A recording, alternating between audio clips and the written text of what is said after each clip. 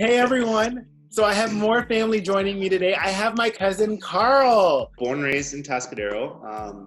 You may not, people that don't know me may not know it, but I grew up in a small little white town. So I was one of maybe five black students to graduate. I went to a community college in San Luis Obispo. So I just went from white place to white place to white place. So I went from Slow and I went to San Diego. You're a mixed child, but you also present black. Did you ever experience any moments where you really felt your blackness in that white space? The one thing that really stands out is every time we filled out an application for school or work or test, all that thing, I always asked my mom, because it always said choose one. What do I put down?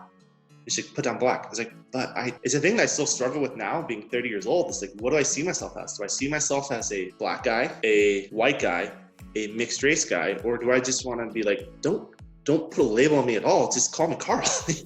This is something that I've been trying to struggle with lately. Covert racism, or just little jabs at my race that I, brushed it off because I'm these are my friends. This is they don't mean anything behind it. And then I'm kind of there are moments when I'm no, that was a little effed up. And so I'm dealing with moments of guilt and shame of being that should have been my time. That should have been my moment to speak up. So one of my friends on the swim team, she's like, oh, hey, I have a friend that, I think you guys would be pretty cool together. She's like, hey, this girl's like you. She's black, but she's whitewashed. She doesn't act like a black person. Thinking back on that, it's for me, what does it mean to be black?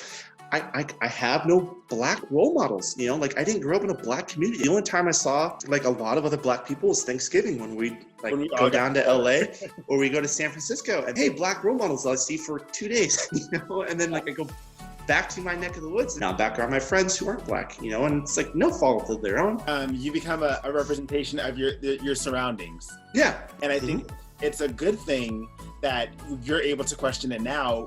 And I hope that you, and I have to tell myself this, that we don't place shame and guilt on ourselves for not knowing better, because only when you know better do you do better. It's you've experienced colorism, but it sounds like you were experiencing from the outside as well, where you weren't white enough. Did you ever feel that?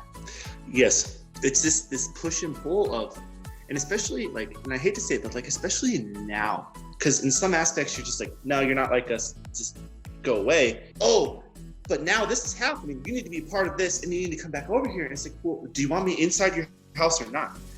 Am I eating dinner with you or am I going outside? What do you want from me? In some instances have been excluded just because I am half white. As exhausting as it is, this movement for what it is, needs to keep happening. That's Karl, everyone. That is my cousin. I love him so much. I'm glad that we had this conversation. Hey_coach_Karl. Perfect. See you later. Adios.